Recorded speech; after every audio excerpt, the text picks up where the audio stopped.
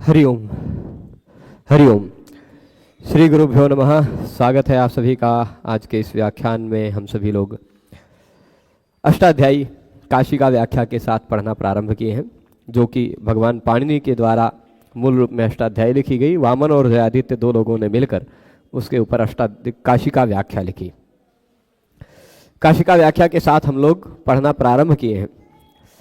मैंने पिछले 2-3 व्याख्यानों में पहले मंगलाचरण और फिर एक व्याख्यान में केवल अयुण सूत्र का अर्थ जाना, फिर एक व्याख्यान में हमने रिलिट सूत्र का भाव जाना, रिलिट सूत्र की क्या आवश्यकता है। अब आज हम लोग एओंग सूत्र जानेंगे।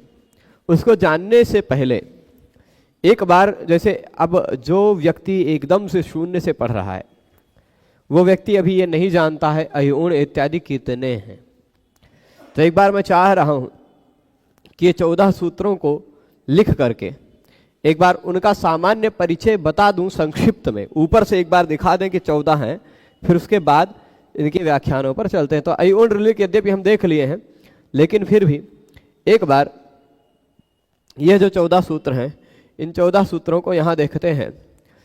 सूत्र कौन कौन से हैं? एक अ ई उण, जिन्हें हम पढ़ लिए हैं, ठीक। दूसरा सूत्र है ऋ लृक। तीसरा है ए ओंग। चौथा क्या है?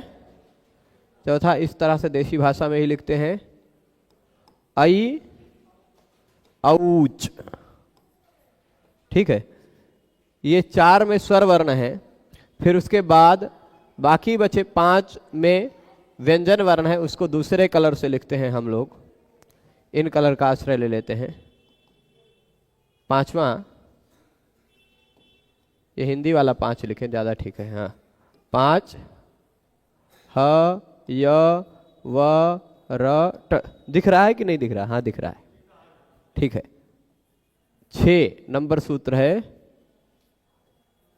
लण, और 7 नंबर भी यही लिख ही देते हैं। 7 नंबर यमगणनम। यमगणनम,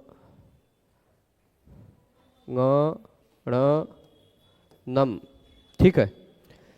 आगे 8 झभय, ये यहाँ है। 9 घ ढ धश। 10 नंबर सूत्र हो जाएगा ज ब ग ड दश। फिर 11 नंबर पर आएगा ख फ छ ठ थ च ट तव। इतना बढ़ गया, चटा तव। फिर उसके बाद 12 नंबर सूत्र हो जाएगा कपाय 13 स श सर। फिर उसके बाद 14 नंबर सूत्र होगा हल। ये 14 सूत्र हैं। इन 14 सूत्रों के माध्यम से ही हम पूरा व्याकरण जानते हैं, ठीक है। तो ये जो 14 सूत्र हैं, 14 सूत्र कौन कौन से हैं, ये बातें हमने बता दी, ठीक है। अब ये जो 14 सूत्र हैं, वो इनमें से अयुण रिलिट हम पढ़ चुके हैं, बाकी बचे 12 पढ़ने हैं।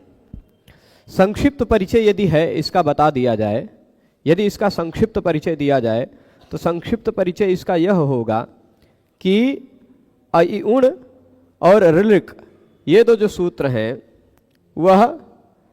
ये 2 सूत्र प्रारंभिक, जिनमें मूल स्वर हैं कह सकते हैं। फिर बाद के 2 सूत्र ए ओंग आई औच, इन 2 सूत्रों में बाद के 2 सूत्रों में है ए ओंग आई औच में मिश्रित स्वर, ठीक, अ ई को मिलके ए बना है, अ उ को मिलके ओ बना है, ए ओ। इसी तरह ऐ औच, ये भी ये क्या कहते हैं, संध्यक्षर कहा जाता है इनको। फिर उसके बाद यहां से लेके जो अलग कलर से मैंने लिखा है वो सारे के सारे व्यंजन वर्ण हैं। कैसे हैं? सारे के सारे व्यंजन वर्ण हैं। शुरुआत में 4 में केवल स्वर वर्ण हैं, बाकी 10 सूत्रों में व्यंजन वर्ण है। ठीक है, ये जो 14 सूत्र है, ये 14 सूत्र शुद्ध वर्णों की वर्णमाला है, वर्णों की शुद्ध वर्णमाला, वैज्ञानिक वर्णमाला। ऐसा नहीं कि हमने बचपन में आ ई ई उ ऊ ए ऐ ओ औ ऐसे फिर ए ओ ऐ औ ऐसे सब पढ़ा होगा ना, वैसी नहीं, उससे भी अधिक वैज्ञानिक ये वर्णमाला है। इस वर्णमाला में हम किसी भी वर्ण को आगे पीछे नहीं कर सकते, जिस क्रम में है उसी क्रम में रखना है, ये अनिवार्यता है। ठीक है, एक भी इधर उधर करने में प्रत्याहार चौपट हो जाएगा, है ना। यदि हम ई को आगे कर देंगे तो इक प्रत्याहार में आ भी आने लग जाएगा, है ना। इसलिए सभी वर्ण एकदम इसी क्रम में, शुद्ध वैज्ञानिक पद्धति से इसी क्रम में व्यवस्थित रहेंगे। अब इसमें कुल कितने वर्ण हैं, तो गिनने में कुछ लोग कहेंगे कि इसमें 4, इसमें 3, 7, 3, 10, 3, 13, ऐसे नहीं।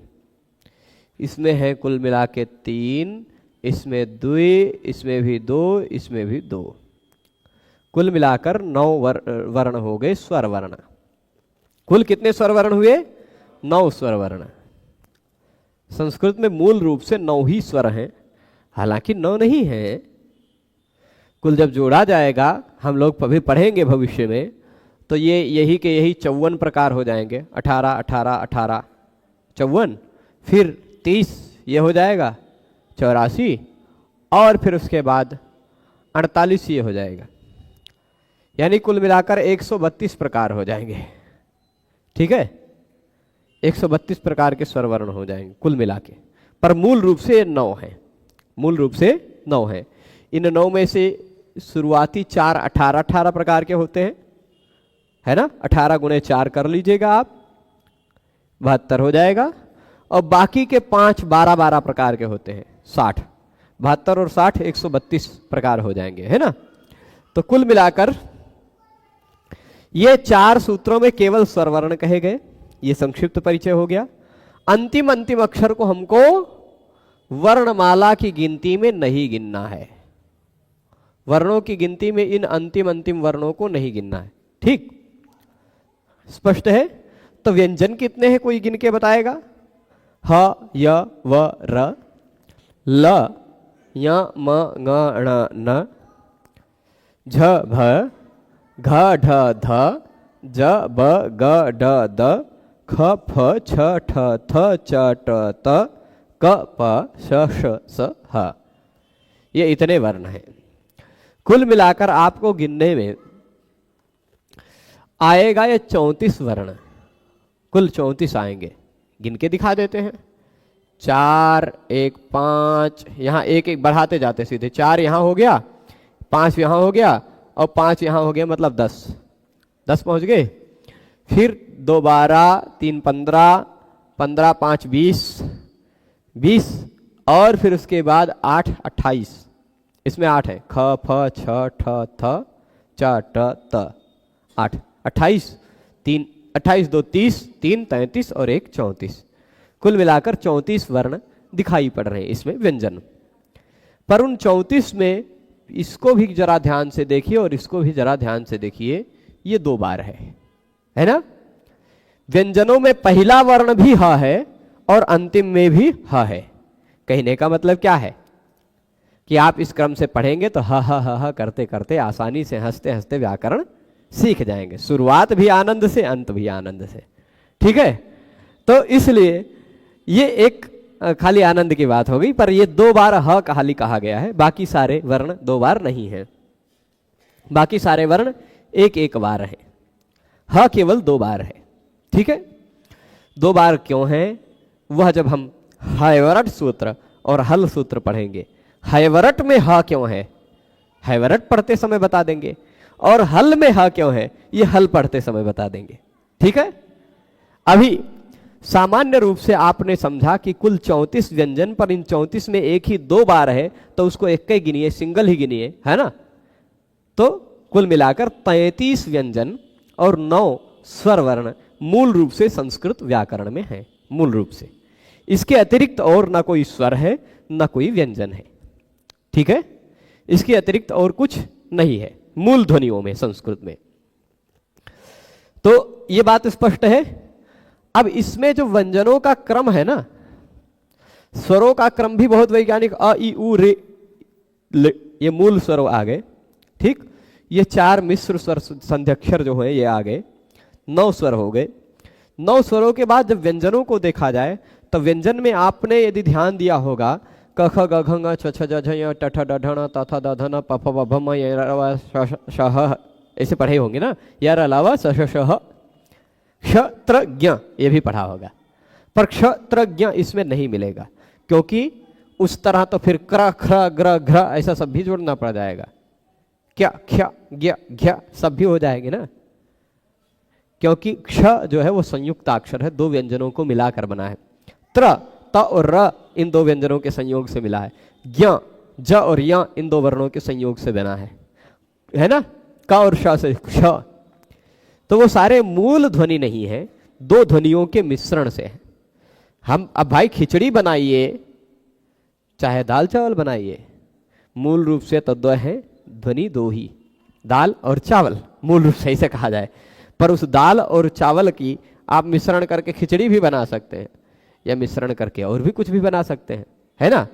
तो क और श को मिला के क्ष भी बना सकते हैं, ष्क भी बना सकते हैं, है ना। तो किसी तरह से भी, तो ये सारे जो व्यंजन वर्ण हैं, इन सारे व्यंजनों मूल इतने हैं। मूल कितने व्यंजन? 33। मूल कितने व्यंजन पूछा जाए तो आप क्या बताएंगे? 33। मूल कितने स्वर? तो 9। ठीक है, पर इनके प्रकारों को जोड़ दिया जाएगा तो ये कुल मिलाकर तीनों 18 है, मतलब ये हो जाएगा 54। ये दोनों 18 + 12 मतलब हो जाएगा 30, ये 24। ठीक है, इतने होगा। हाँ, और फिर ये 24, अब जोड़ लीजिए, कुल मिलाकर हो जाएगा 132 प्रकार के स्वर वर्ण।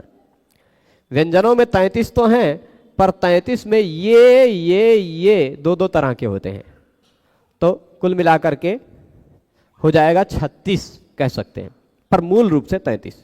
मूल रूप से 33 कुल मिलाकर व्यंजन, इनके प्रकारों को देखा जाएगा तो 36 हो जाएंगे, है ना। तो अब ये स्वर और व्यंजन के सामान्य परिचय के रूप में हमने देखा, पर इसमें क्रम क्यों रखा? आपने क ख ग घ ङ इत्यादि पढ़ा होगा बचपन में। क को पढ़ते हैं तो उसमें क्रम अलग है, इसमें क्रम अलग है।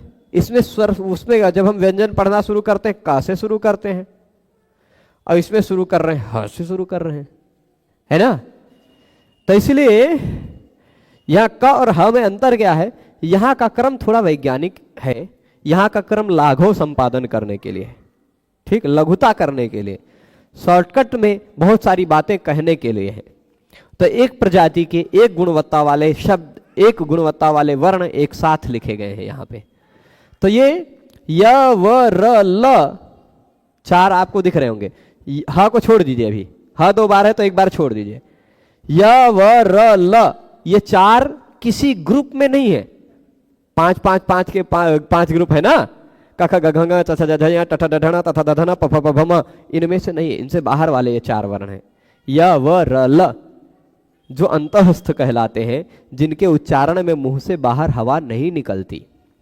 य व र ल बोलेंगे तो मुंह से बाहर हवा नहीं निकलेगी, अंदर ही हवा रह जाएगी। य तेज से बोल के आप हवा निकालना ही चाहेंगे तो वह आ की हवा निकलेगी, य की हवा नहीं निकलेगी। य बोलेंगे तेज से तो आ बोल रहे हैं उसकी हवा निकलेगी, ठीक है। य में हवा नहीं होती, अंतःस्थ है इसलिए। तो ये जो 4 वर्ण है य व र ल अंतःस्थ, जो किसी ग्रुप के नहीं है, उनको पहले रख दिया, ठीक।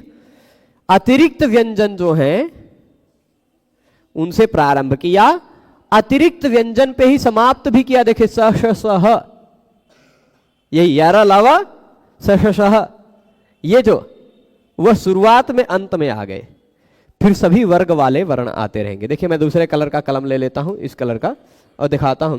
यह वरला हो गया ना, ये 4, और इसी तरह यहां सह हो गया 4। 8 जो ग्रुप के बाहर के व्यंजन है वो हो गए। बाकी बचे बीच के 25, वो 25 8 33 होता है ना, बाकी बचे 25 वो सभी ग्रुप के हैं। अब हर एक वर्ग का पांचवा अक्षर यहां आ गया, 5वां अक्षर है ये ङ य म ङ ण नम। ये कवर्ग का चवर्ग च छ ज झ य, ये पवर्ग प फ ब भ म, क ख ग घ ङ, है ना, ट ठ ड ढ ण, त थ द ध न। सभी वर्ग का पांचवा अक्षर आ गया, 5वां, यानी 5 हो गए। अब 5वें के बाद बारी हुई चौथे की। इन दोनों सूत्रों में हर एक वर्ग का चौथा वर्ण है, देख लीजिए।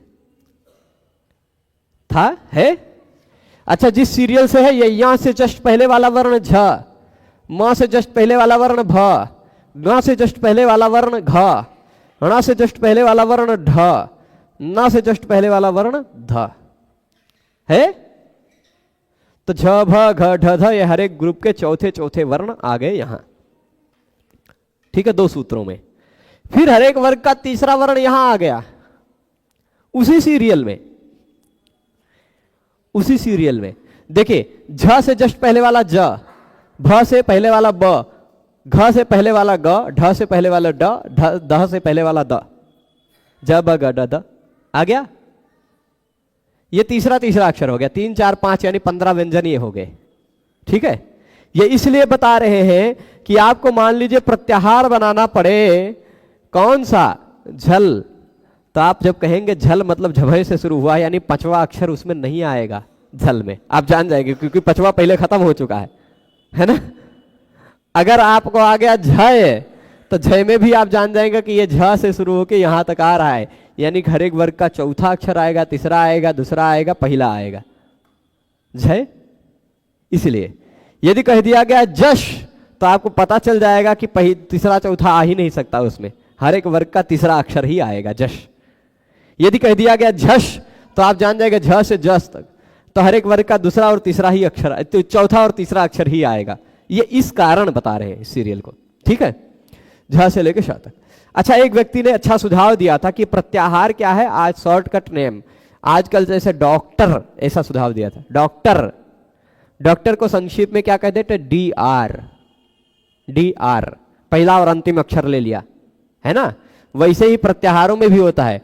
झश मतलब यहां झस पूरा आ गया, झ भ घ ढ ध ज ब ग ड द, है ना, वो उस तरह का है।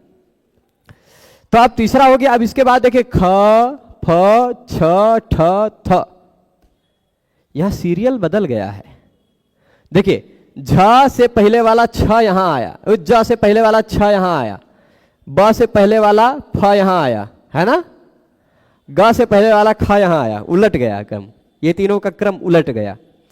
और ड द का ठ थ वो वही रह गया, उन दोनों का अंतिम 2 का क्रम रह गया वही, पहले 3 का क्रम उलट गया। क्यों उलट गया, क्योंकि छव इत्यादि प्रत्याहार में क्रम ना बदले।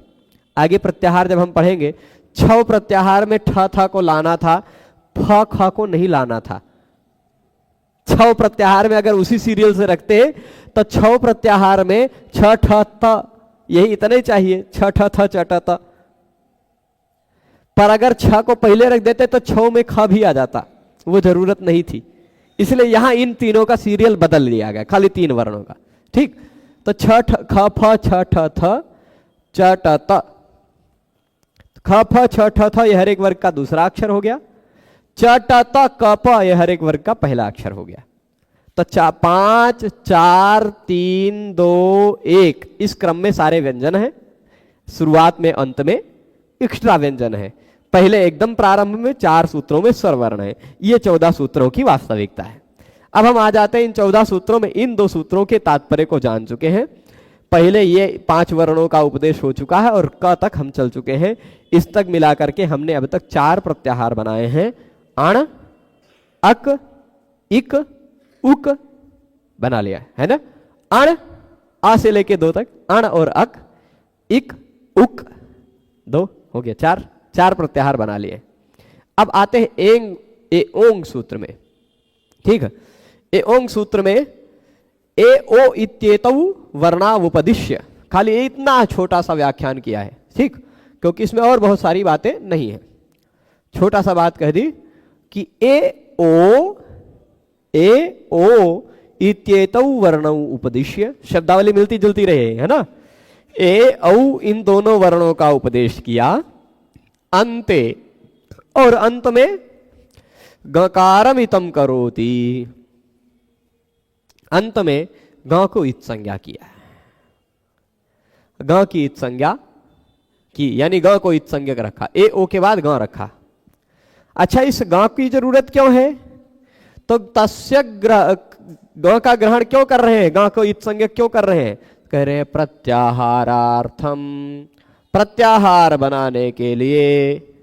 प्रत्याहार क्या है? वर्णों का संक्षेपीकरण। ठीक है, तो वर्णों का संक्षेपीकरण करने के लिए, प्रत्याहार के लिए ए ओ वर्णों का उपदेश करने के बाद ग इत्संज्ञक वर्ण रख रहे हैं। ठीक है, तो तस्य ग्रहणम भवति, वो ग को जो इत्संज्ञा की है प्रत्याहार के लिए, तो प्रत्याहार कौन सा प्रत्याहार बनता है भैया? उसका, उस ग के साथ किस वर्ण का मेल होकर कौन सा प्रत्याहार बनता है, ये प्रश्न उठ सकता है ना। तो कह रहे हैं तस्य ग्रहणम भवति, उसका ग्रहण होता है किससे? एकेन, एक ही वर्ण के साथ, एक ही प्रत्याहार ग से मिलता है, बनता है। ठीक, 14वें सूत्र को बनाने के बाद हम लोग ये बताएंगे कुल कितने प्रत्याहार बन गए, ये भी पता चल जाएगा। अभी तक हमने देखा कुल मिलाकर ए ओंग सूत्र तक 1, 3 और 1, ये इतने प्रत्याहार बने। अय उण के ण से 1, ऋ के क से 3, अक, इक, उक, और ए ओंग के ग से बनाया जा सकता, अंग भी बनाया जा सकता, इंग भी बनाया जा सकता, उंग भी बनाया जा सकता है। लेकिन भगवान पाणिनि जी को अपने सूत्रों में संक्षेपीकरण के लिए जितने की जरूरत पड़ी उतने बनाएंगे। आपके पास रॉ मटेरियल बहुत कुछ है, बनाना चाहे तो और बहुत कुछ बना सकते हैं, लेकिन उनको जितने की आवश्यकता से काम चल जाए उतना ही बनाया लाघव के लिए। तो एक ही प्रत्याहार खाली ग को लेके बनाया है, वो प्रत्याहार है एंगी पर रूपम सूत्र में निर्दिष्ट, एंगः पदांतादति सूत्र में निर्दिष्ट। कई सूत्रों में एंगः पदांतादति, एंगी पर रूपम इत्यादि सूत्रों में जो एंग कहा गया है, इसमें एंग में इति एकारेण, ए के साथ ग का ग्रहण करके, देखिए ए के साथ ग का ग्रहण करके एंग प्रत्याहार बना दिया, जिससे दो वर्णों का ग्रहण हो जाता है ए ओ का। ए ओ, एंग मतलब ए ओ। अब आप कहेंगे कि पाणिनि जी को एंग कह के ए ओ का ग्रहण करना था, तो खाली ए ओ ही का ही ग्रहण कर लिख देते, साफ साफ ए ओ लिख देते, एंग का है लिखते, क्योंकि छोटा तो हो जाएगा ना। कहाँ ए ओ कहना पड़ता, कहाँ एंग कहना पड़ रहा है ना। ए ओ में देखिए ए ओ, ये दो कहना पड़ता, तो ये दो मात्रा, ये दो मात्रा, चार मात्रा हो गई। और एंग कहने पर ये एक, ये दो मात्रा और ये आधी मात्रा, ढाई मात्रा हो गई, है ना। तो 1.5 मात्रा बचा लेंगे ना एंग कह गए, कम कहना पड़ेगा। अथवा हम कहेंगे नहीं भाई, अब कुछ लोग कहने लग जाएंगे कि नहीं 1.5 नहीं बचेगी, 1 बची, पर 1 तो बचेगी ही। ये ए की जगह एचो या वायावा से अय आदेश कर लेंगे तो अयो हो जाएगा। क्या हो जाएगा? अयो। ए ओ क्या बन जाएगा? अयो। तो अयो कह देते पाणिनि जी ए ओ की जगह, तो संदेह रह जाता, एक बात। दूसरी बात, अ एक मात्रा, य आधी मात्रा और ओ 2 मात्रा, 3.5 मात्रा तब वो होती है ना। तो इस तरह से यहां कह रहे ए ओ इन दो वर्णों का, वर्णों लिख दिया गया है, वर्णों का, इन दो वर्णों का उपदेश यानी उच्चारण किया गया। फिर आचार्य ने, पाणिनि जी ने अंत में प्रत्याहार के लिए ग को इत्संज्ञक बनाया है। ठीक है, इस सूत्र से एंग प्रत्याहार सिद्ध होता है। क्या सिद्ध होता है? एंग एक ऐसा प्रत्याहार बनता है इस सूत्र से। ठीक है, एंग ए ओ इन दोनों वर्णों का उपदेश करने के बाद, इन दोनों वर्णों का उच्चारण करने के बाद अंत में प्रत्याहार के लिए ग इत्संज्ञक किया है। ठीक है, इस सूत्र से एंग प्रत्याहार की सिद्धि होती है, जिसका एंगा पदांतादति, एंगी पर रूपम इत्यादि सूत्रों में उसका ग्रहण किया गया है। ठीक है, तो ए ओंग में जो ङ है वो किस लिए है? इत संज्ञक है। किस लिए है? प्रत्याहार बनाने के लिए। कौन सा प्रत्याहार बनता है? एंग प्रत्याहार। और भी बन सकता है लेकिन पाणिनि जी ने एक का प्रयोग किया है, इसलिए एक ही, ठीक है, एक से ही उसका ग्रहण पाणिनि जी सूत्रों में करेंगे, एक के साथ उसका ग्रहण करेंगे, एंग बनाएंगे, एंगा पदांता दति एंगी परिरूपम इत्यादि सूत्रों में उसका ग्रहण करेंगे, ठीक है। तो ये हो गई एवं सूत्र की बात। अब आ जाते हैं हम लोग ऐ औच। शुरुआत में समय लगेगा पर आगे समय नहीं लगेगा आप लोगों को। तो कह रहे हैं अब इसका 4 प्रत्याहारों में इससे ग्रहण होगा। मैक्सिमम 6 है, मैक्सिमम 6 है। सबसे ज्यादा जिससे प्रत्याहार बनते हैं वो 6 प्रत्याहार बनते हैं अंतिम सूत्र 14वें से, है ना। पर इससे भी कम प्रत्याहार नहीं बन रहे हैं, इससे भी 4 बनेंगे। 4 का ग्रहण किया है पाणिनि जी ने, ठीक है। तो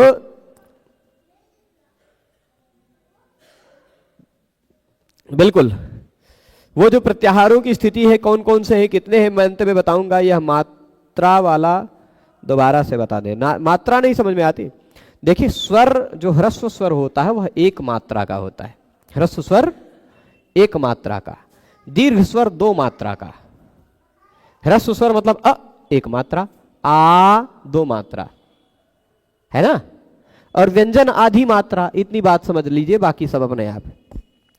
प्लुत 3 मात्रा, व्यंजन जो है वह आधी मात्रा। तो ये 2 मात्रा, ये 2 मात्रा, लेकिन ये क्या करें, ए ओ 2 मात्रा, लेकिन च आधी मात्रा है, ठीक है। व्यंजन आधी मात्रा की होती है। पर यही यदि च पूरा लिखा होता तो यह च कितनी मात्रा का, ये 1.5 मात्रा का, क्योंकि आधी मात्रा च, आधा 1 मात्रा ह्रस्व स्वर, है ना, यही बात है। तो अब मैं बता रहा था आगे कि ऐ औच सूत्र, ऐ औच, ऐ औ इत्येतौ वर्णावुपदिश्य, उसी तरह की बात है ना।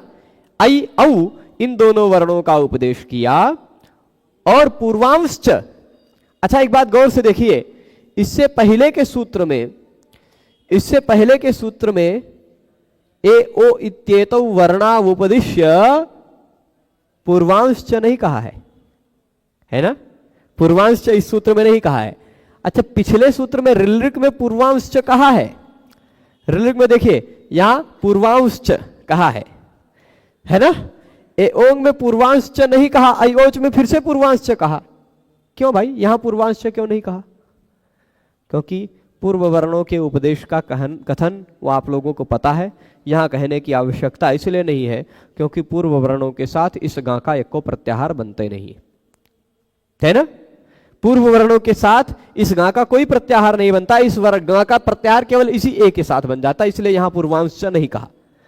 पर ये अयौच में क्यों पूर्वांश कहा? क्योंकि अयौच में च के साथ पूर्व वर्णों का भी प्रत्याहार बनेगा, च के साथ पूर्व के वर्णों का भी प्रत्याहार बनेगा, अच इच सब जगह बनेगा ना। उसी तरह ऋलृक में भी क्यों कहा? क्योंकि ऋलृक में पूर्व के वर्णों का भी अक इक उनके अ इत्यादि का ग्रहण हुआ था, है ना। इसलिए पूर्वांश कहना पड़ेगा। जहां जहां पिछले के सूत्रों से भी प्रत्याहार बन रहा है वहां वहां पूर्वांश कहेंगे ही। तो ए औ ए ऐ औ इन दोनों वर्णों का उपदेश किया और पूर्व के वर्णों का भी उपदेश हो ही चुका है ना। पूर्व के कितने वर्णों का उपदेश हो चुका है? 7 वर्ण हो चुके हैं ना, अ यू ऋ ए ओ। तो इसके बाद पूर्वांश अंते, ये इतने 7 2 9 वर्णों का अब तक उपदेश हो गया है। अंते चकारम इतम करोति, इन 9 वर्णों के अंत में च को इत संज्ञक बना रहे हैं। क्यों? प्रत्याहारार्थम। प्रत्येक का उत्तर ही आएगा प्रत्याहारार्थम, प्रत्याहारार्थम, प्रत्याहार बनाने के लिए। अच्छा तो उसका कितने प्रत्याहारों में ग्रहण होता है यह बता दीजिए।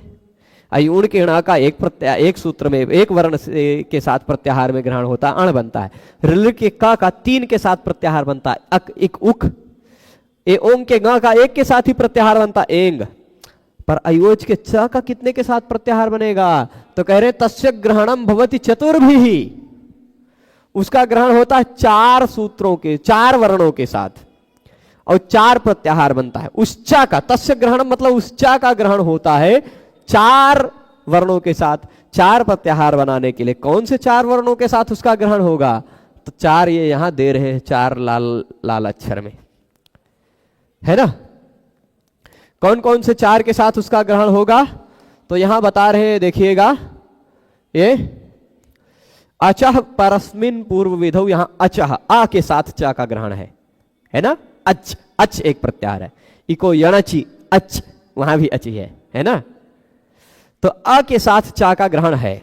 अचह परस्मिन पूर्व विधौ इति अकारेण, अचह अचह कह दिया मतलब और भी कहीं भी अच मिल जाए वहां सब जगह ही ले लीजिएगा। अनच च अच, वहां भी अच दिखाई पड़ा, जहां भी अच मिल जाए।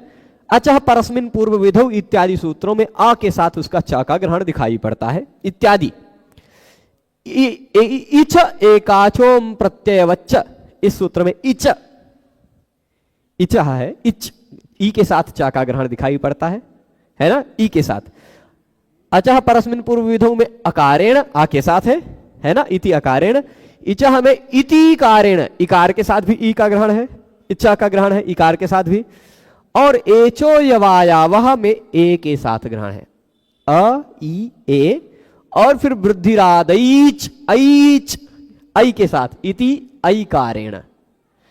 वृद्धिरादैच पहला ही सूत्र है, वहां ऐच बनेगा।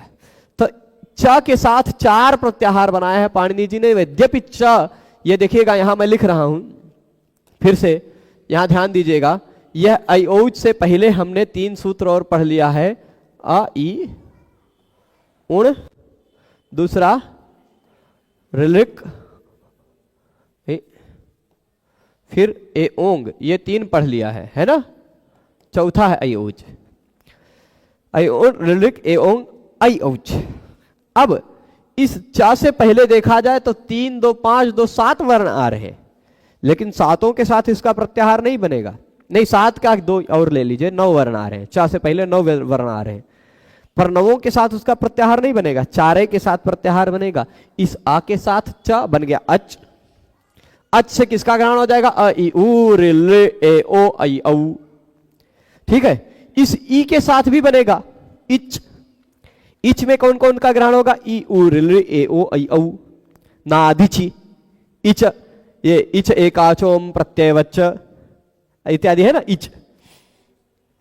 फिर उ के साथ नहीं होगा, उच्च प्रत्याहार का प्रयोग नहीं किया। बनाया जा सकता है पर पाणिनि जी ने कहीं उसका प्रयोग योग्य नहीं समझा, निकम्मा समझा उसको, इसलिए नहीं बनाया, है ना। उच्च प्रत्याहार बना करके कोई काम नहीं सिद्ध किया जा सकता, इसलिए उन्होंने नहीं बनाया। रिच भी बनाया जा सकता है, आप बनाकर रि ए ओ ऐ ओ का ग्रहण कर सकते हैं, लेकिन उसको ग्रहण करने से कोई नया काम आप नहीं सिद्ध कर पाएंगे, इसलिए उसको भी नहीं बनाया। ल के साथ भी नहीं बनाया, ए के साथ बनाया एच, एच में चारों संध्यक्षर आ जाते हैं, ए ओ ऐ औ, है ना। और ओ के साथ नहीं बनाया, ऐ के साथ बनाया, ऐच, वृद्धिरादैच। ऐच में किसका ग्रहण हो जाएगा, ऐ औ का, ठीक है। तो 4 प्रत्याहार बनेंगे, कौन कौन से, अचह परस्मिन पूर्व विधौ इत्यादि सूत्रों में गृहीत अच प्रत्याहार अकार के साथ उसका ग्रहण हुआ। इच एकाचोम प्रत्ययवच्च, इसमें इकार के साथ इच प्रत्याहार बनाया। फिर एचो यवायावह में ए के साथ इति एकारेण, और वृद्धिरादैच में इति ऐकारेण, इन चारों के साथ ग्रहण किया। अब प्रश्न उठता है, तो प्रत्याहारेनुबंधानां कथमच ग्रहणेषु न आचाराद प्रधानत्वाल लोपश्च बलवत्तरः।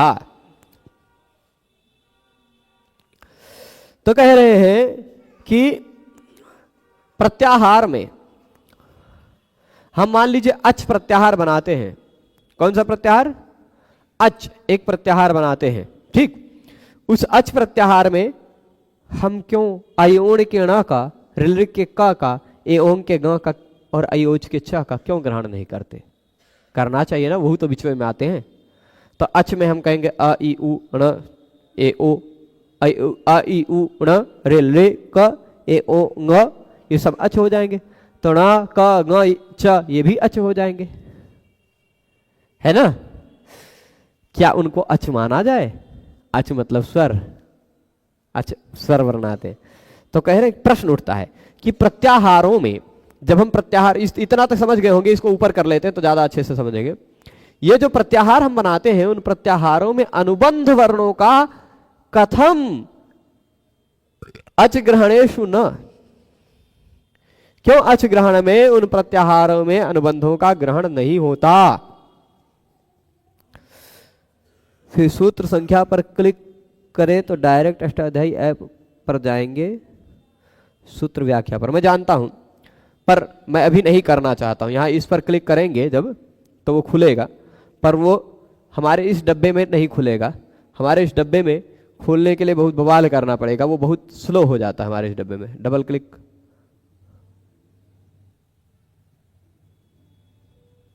नहीं खुलेगा। ये खुलेगा यद्यपि, लेकिन काफी समय लगाकर खोलेगा। ये देखिए आ गया है, वो खुल गया है। यहां इसको छुएंगे तो दिखेगा ये।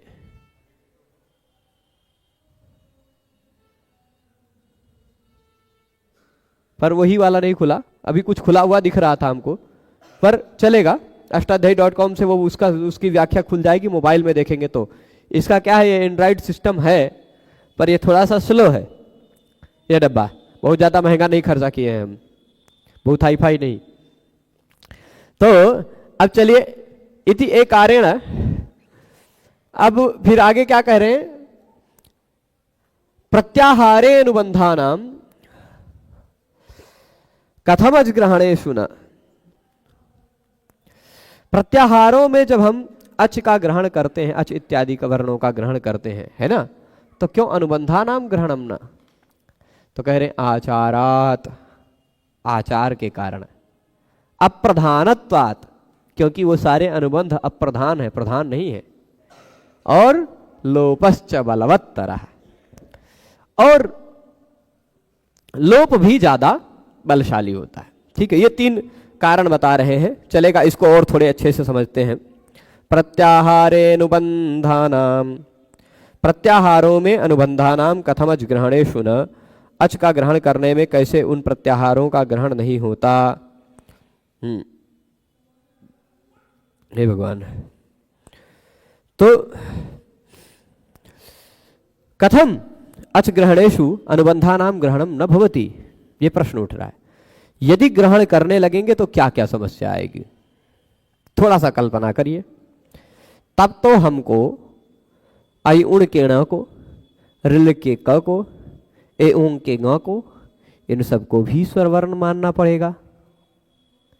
इको यणची इत्यादि नियम तब भी लगेंगे जब बाद में ण हो, है ना।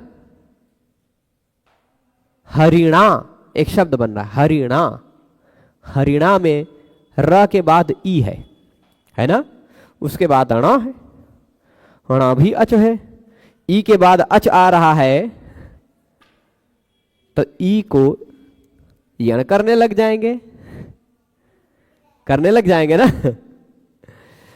उसी तरह ये कह लीजिए का भी अच हो जाएगा, ग भी अच हो जाएगा। ये सारी बातें होंगी समस्या। और देखते हैं इसमें क्या बात कही गई है। प्रत्याहारे अनुबंधानाम कथमज ग्रहणेषु न, प्रत्याहारों में अनुबंध वर्णों का क्यों ग्रहण नहीं होता। जैसे अच ग्रहण में तो कह रहे हैं कि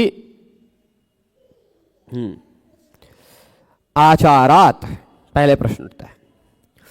किसी प्रश्न ऐसे उठाइएगा, प्रश्न और उत्तर के माध्यम से देखते हैं।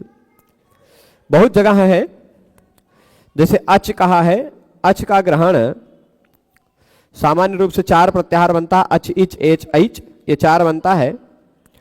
तो अच का बहुत सारे सूत्रों में प्रयोग किया गया है, नाच झलऊ इको यणची अच इत्यादि, ये सारे बहुत सारे। फिर अनुनासिक को ई के पश्चात क, इक। अनुनासिक में ई के पश्चात क, मतलब मैं नहीं समझा, पूरा बात आप लिखें। तो अब प्रश्न उठता है कि प्रत्याहार निर्माण में इत्संज्ञक वर्णों का ग्रहण क्यों नहीं किया जाता। जैसे अच प्रत्याहार बनाया तो अण अयुण सूत्र के णकार का ग्रहण कर लिया, चाहे ऋलुक के ककार का, एवं के गकार का, अयोज के चकार का। इन चारों का ग्रहण होना चाहिए कि नहीं होना चाहिए? प्रश्न उचित है कि नहीं है? क्या प्रमाण है, क्या कारण है? तो इस पर उत्तर यह दिया जाता है कि भाष्यकार ने एक श्लोक वार्तिक बनाया है। भाष्यकार ने, ये भाष्यकार का वचन है कि प्रत्याहारेण बंधानां कथमच ग्रहणेषु न आचाराद अप्रधानत्वात् लोपश्च बलवत्तरा। इस श्लोक में इत्संज्ञक वर्णों का ग्रहण क्यों नहीं होता है, इसके 3 उत्तर दिए। आचारात, अप्रधानत्वात् और लोपश्च बलवत्तरा, ये 3 उत्तर हैं। ठीक है, तो 3 उत्तर में से आचारात पहला उत्तर ले लीजिए। पहला उत्तर क्या है? आचारात। आचार ही ऐसा है, व्यवहार ही ऐसा है कि उन अनुबंधकों का ग्रहण नहीं किया जाता। तो आचार क्या है भाई? ण क ङ अयुण के ण, ऋ का क, एवं का ङ, अयोज का च, फिर आगे भी देखेंगे हैवरट का ट, लण काणा, इन सब का ग्रहण इसलिए नहीं होगा, 14 सूत्रों के अंतिम अक्षरों का ग्रहण इसलिए नहीं होगा क्योंकि इन सब का जो अंतिम वर्ण है उनका ग्रहण होने का आचार है। आचारात, तो कह रहे हैं आचार न होने का आचार है। प्रत्याहार के मध्य में विद्यमान इत्संज्ञक वर्णों का प्रत्याहारों में ग्रहण किया जाएगा तो लोक में ऐसे बहुत सारे प्रयोग बनने लगेंगे जो शिष्ट नहीं है, अशिष्ट बहुत सारे शब्द बनने लग जाएंगे, है ना। शेष सभी सूत्रों का एक अक्षर नाम के अनुसार अध्ययन करवा दे, ये बात है, ये बात है। उसके लिए संकलन करना पड़ेगा। मैंने खाली संकेत कर दिया था, दिन में समय नहीं मिल पाता कि इकट्ठा संकलन करके उसके अनुसार टाइप किया जाए। आजकल विद्यालयों में इतना काम हो गया है कि आतंक है काम का, पर प्रयास करेंगे, आपने कहा है तो जब 14 सूत्र पूरे हो जाएंगे तो एक साथ संक्षेप में उसको भी बता देंगे। प्रयास करेंगे, यदि किसी दिन समय मिल गया टाइप कर ले गए उसको तो दिखा देंगे, ठीक है। तो खाली हमने ऐसा संकेत पहले अयुण में इसलिए कर दिया था कि आप लोग जाने कि उस तरह से भी अर्थ लिया जाता है। हमारी परंपराओं में उस तरह का भी अर्थ लेने का वर्णन मिलता है, ठीक है। तो आचारा, जैसे अब हम बता रहे हैं, उदाहरण देखिएगा, यदि अच प्रत्याहार में ऋलिक के का भी हम ग्रहण करने लगे तो यहां देखिए पाणिनि जी का क्या आचरण है। पाणिनि जी तीसरे ही सूत्र में तीसरे या चौथे सूत्र में न धातु लोप आर्ध धातु के है ना, चौथा सूत्र है, वहां उन्होंने ऐसा शब्द प्रयोग किया, आर्ध धातुक कहा है। अब जैसे देखिए ऊ के बाद क है, अब ऋलिक का क यदि हम स्वर वर्ण मान लें, क्योंकि अच मान लेंगे, यदि अच के अंदर उसका भी ग्रहण तो होगा ही। अगर यदि ग्रहण करने लग जाएंगे तो इको यणचि से इस यू के जगह पे वह होने लग जाएगा, और वह होगा तो उस वह का लोपो व्यवबली से फिर लोपो हो जाएगा, वह होगा और उसका लोप हो जाएगा, तो आर्ध धातु को बनवे नहीं करेगा, आर्ध धातक बनेगा, धातक, है ना। और ये आर्ध धातु के की जगह आर्ध धातु के प्रयोग करते पाणिनि जी, ऊ के जगह पे वह कर देते और वाह के जगह पे क कर देते। तो पाणिनि जी ने जिस तरह अपना आचार दिखाया है, उस आचार से उनके लिखे हुए सूत्रों में प्रयुक्त शब्दों के आधार पर ही, उनके आचार से ही पता चलता है कि वो ग्रहण नहीं करवाना चाहते हैं, ठीक। ये आचार वाला कारण हो गया, उनके आचरण से पता चल जाता है। इसी तरह हाँ, अप्रधानत्वात्, आचारात अप्रधानत्वात्, दूसरा कारण क्या बता रहे? अप्रधानत्वात्, अप्रधान है ये सारे, अयुण के ऋ के क, एवं के क, ङ इत्यादि प्रधान नहीं है, वो अप्रधान है। क्यों? क्योंकि ण के सिवाय अन्य सभी स्वर हैं। यदि 4 लोगों के ग्रुप में यदि 3 एक प्रजाति के हैं, एक अलग प्रजाति के हैं, तो वो चौथा वाला अप्रधान हो जाएगा ना। तो अयुण में ण 3 तो स्वर हैं, एक ण व्यंजन दिखाई पड़ रहा है, अर्धी मात्रा वाला दिखाई पड़ रहा है तो वो अप्रधान हो जाएगा। इसी तरह रे ऋक में री और ली के सिवाय जो क है वह अप्रधान हो जाएगा। ए ओंग में जो ग है वह अप्रधान हो जाएगा, है ना। आई औच में च वह अप्रधान हो जाएगा, प्रधान नहीं रहेगा। सर्वर्णों के साथ व्यंजन कहाँ प्रधान हो पाएगा। तो इसलिए आचारात अप्रधानत्वात् अ ई उ रे ले ए ओ आई औ ये चारों मुख्य रहेंगे, प्रधान रहेंगे, और इनके बीच में रखे गए ण क ङ च ये सारे व्यंजन जो है वह अप्रधान हो जाएंगे, उनका ग्रहण नहीं हो पाएगा। और तीसरा कारण बता रहे लोपश्च बलवत्तरः। देखिए प्रत्याहारों का निर्माण आदिरंत्येन संहिता इस सूत्र से होता है। ठीक, आदिरंत्येन संहिता हम लोग पहले ही अध्याय के पहले ही पाद में लगभग 70-75 के आसपास सूत्र पढ़ेंगे। नहीं, देखिए कितने पे है, आदिरंत्येन संहिता यस्मिन् विधि आदिरंत्येन संहिता 1-1-70 के आसपास है कितने पे, 71 पे। ठीक है, तो हाँ 71 पे है। ठीक है, इस सूत्र से आदिरंत्येन संहिता सूत्र से प्रत्याहार बनता है। पर कैसे बनता है वो हमने शॉर्टकट में अभी तक समझा दिया कि पहला अक्षर कोई ले लेना, अंतिम अक्षर कोई ले लेना है, उससे बन जाता है ना। तो अब इस सूत्र में ईता शब्द में इत संज्ञक वर्णों का निर्देश किया गया है।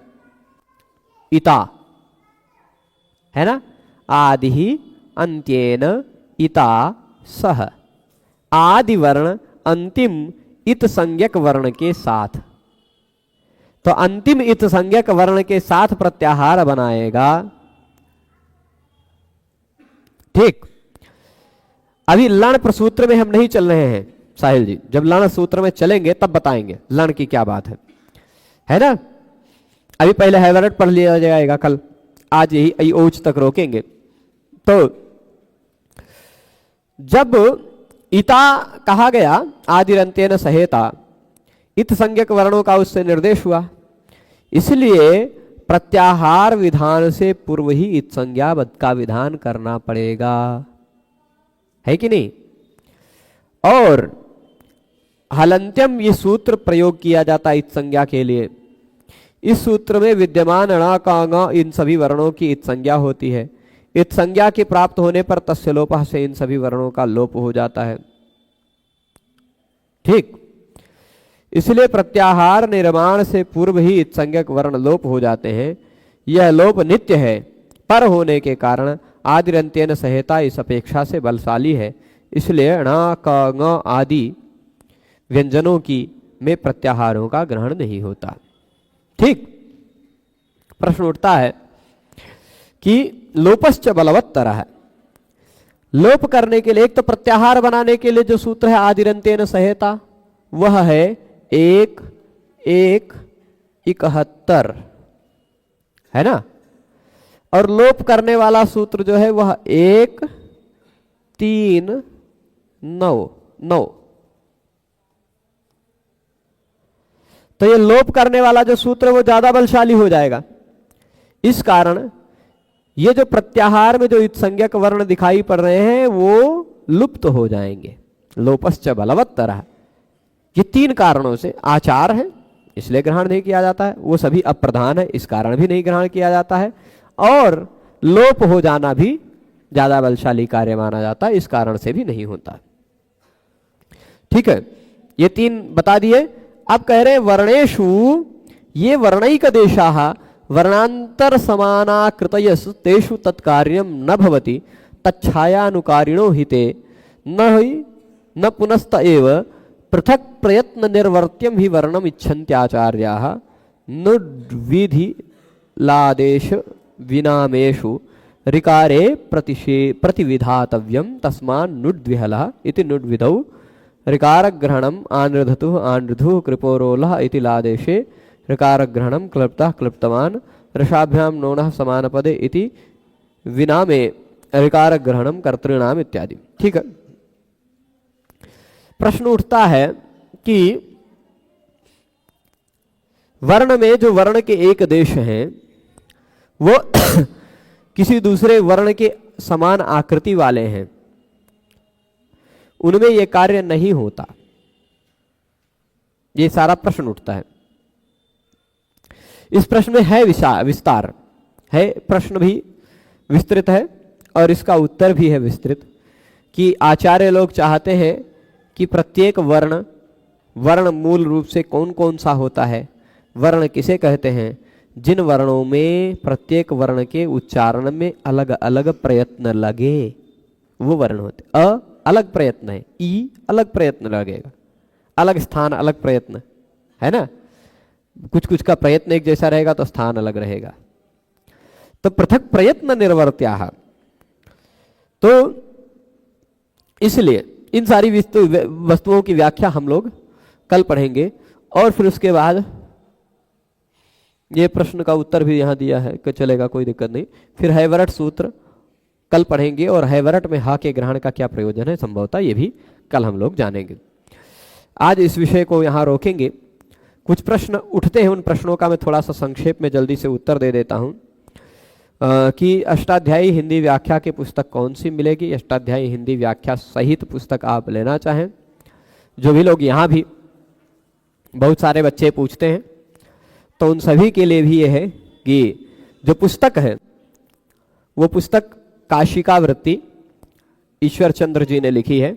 अष्टाध्यायी काशिका हिंदी व्याख्या के साथ मिला करके ईश्वर चंद्र जी हैं एक, उन्होंने लिखी है।